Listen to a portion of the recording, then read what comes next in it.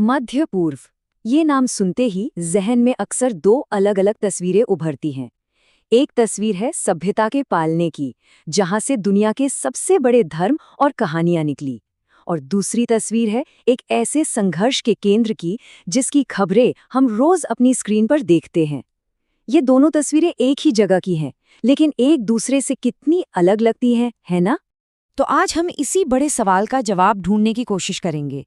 आखिर ऐसी क्या वजह है कि ये ऐतिहासिक क्षेत्र हमेशा एक तरह से ज्वालामुखी के मुहाने पर ही रहता है? चलिए इस पूरी पहेली को परत दर परत खोलकर समझते हैं। और देखिए, इसका कोई एक सीधा साधा जवाब है नहीं। असल में ये कहानी इतिहास, भूगोल और सत्ता के एक बहुत ही कॉम्प्लेक्स कॉकटेल जैसी है। सब कुछ एक दूसरे से ऐसा जुड़ा हुआ है कि किसी एक चीज को अलग करके समझना लगभग नामुमकिन है। तो इस कॉकटेल को समझने की शुरुआत कहाँ से करें? सबसे पहले हमें उन चार बुनियादी वजहों पर गौर करना होगा जो हमेशा से इस क्षेत्र में तनाव की नींव रही हैं। ये वो दरारें हैं जो शायद ऊपर से न दिखें, लेकिन जमीन के बहुत नीचे हैं और उनका असर सतह पर साफ नजर आता है। ये चार स्तंभ हैं। पहला, इस इलाके का भूगोल, मतलब इसका दुनिया के चौराहे पर होना। दूसरा, धर्म, क्योंकि ये तीन बड़े धर्मों का जन्म स्थान है। तीसरा, यहाँ के बेशकीमती संसाधन, खासतौर पर तेल और पानी। और चौथा, यहाँ की सीमाएं, जिन्हें बाहरी ताकतों ने अपनी मर्जी से बनाया था। अच्छा, सबसे पहले भूगोल को ही लेते हैं। मध्य पूर्व एक तरह से दुनिया का जंक्शन है। अफ्रीका, एशिया और यूरोप, तीनों महाद्वीप यहीं आकर मिलते हैं। हजारों सालों से जिससे भी व्यापार के रास्ते चाहिए थे या किसी साम्राज्य को अपनी ताकत फैलानी थी, उसे इस चौराहे पे कब्जा करना ही पड़ता था। मतलब जो इस जगह को कंट्रोल करता, वो दुनिया के एक बड़े हिस्से पर अपना असर डाल सकता था। इसीलिए ये हमेशा से एक बेशकीमती जगह रही है। फिर बात आती है धर्म की। ये यहूदी, ईसाई और इस्लाम तीनों बड़े धर्मों की पवित्र भूमि है।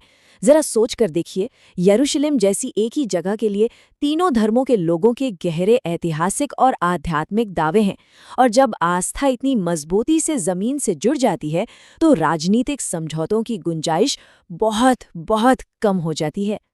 और अब आते हैं उस एक चीज पर, जिसने 20वीं सदी में इस पूरे खेल को ही पलट कर रख दिया। जरा इस नंबर पर गौर कीजिए, 48%।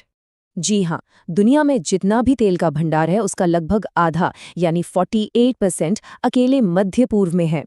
इस काले सोने की दौलत ने इस क्षेत्र को पूरी दुनिया की बड़ी शक्तियों के लिए एक जरूरी शतरंज की बिसात बना दिया है, जहां हर कोई अपनी एनर्जी सिक्योरिटी के लिए अपनी अपनी चालें चलता है। और चौथी बुनियादी दरार, वो है यहाँ की बनावटी सीमाएं। पहले विश्व युद्ध के दौरान साइक्स-पिकॉट जैसे समझौतों में यूरोपीय ताकतों ने बस नक्शे पर रूलर रखकर सीधी लकीरें खींच दी और नए देश बना दिए।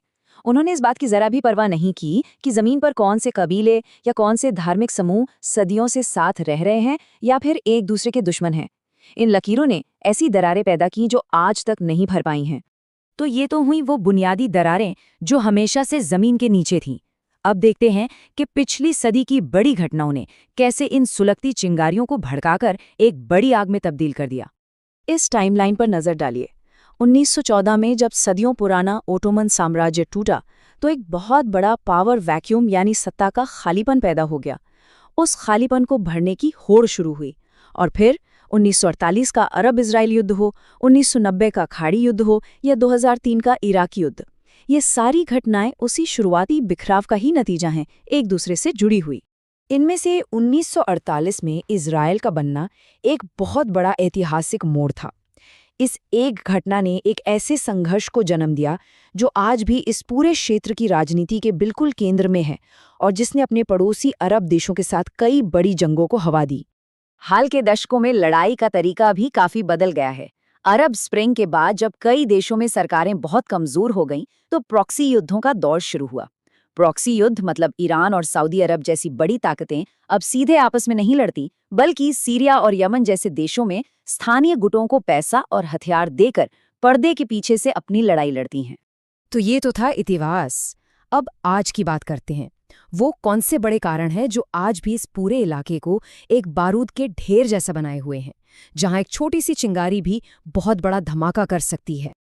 आज के दौर में मोटे तौर पर 3 बड़े मुद्दे हैं। पहला, सांप्रदायिकता यानी सुन्नी और शिया इस्लाम को मानने वालों के बीच का तनाव। दूसरा, पानी की कमी, क्योंकि नील और जॉर्डन जैसी नदियों पर कई देशों की जिंदगी और मौत का सवाल टिका है। और तीसरा है शासन का तरीका, जहां ज्यादातर तानाशाही रही है, इसलिए सत्ता का शांति से बदलना लगभग नामुमकिन हो जाता है। और जब हम सांप्रदायिकता की बात करते हैं ना, तो इसे समझने का सबसे आसान तरीका है सुन्नी बहुल सऊदी अरब और शिया बहुल ईरान की दुश्मनी को देखना। ये सिर्फ एक धार्मिक मतभेद नहीं है, ये असल में पूरे मध्य पूर्व में अपना दबदबा कायम करने की एक जियोपॉलिटिकल जंग है। तो इस पूरी बातचीत से सबसे बड़ी सीख क्या मिलती है? यहाँ सबसे जरूरी बात है हमारे देखने के नजरिए में एक छोटा सा लेकिन बहुत महत्वपूर्ण बदलाव लाना। और वो बदलाव इस एक लाइन में छिपा है। मध्य पूर्व का संघर्ष कोई सदियों पुरानी नफरत का नतीजा नहीं है जिसे बदला ही नहीं जा सकता, नहीं, बल्कि ये जमीन, पानी, तेल, सत्ता और अपनी पहचान को लेकर लड़ा जा रहा एक मॉडर्न पॉलिटिकल स्ट्रगल है। और ये समझना इसलिए जरूरी है क्योंकि अगर समस्याएं राजनीतिक हैं तो उनके समाधान भी राजनीतिक ही हो सकते हैं। तो आखिर में ये एक बड़ा सवाल हमारे सामने है, एक ऐसा क्षेत्र जिसकी पहचान हमेशा उसके शानदार और दर्दनाक अतीत से तय होती रही है, उसका भविष्य कौन तय करेगा? क्या इतिहास खुद को दोहराता रहे?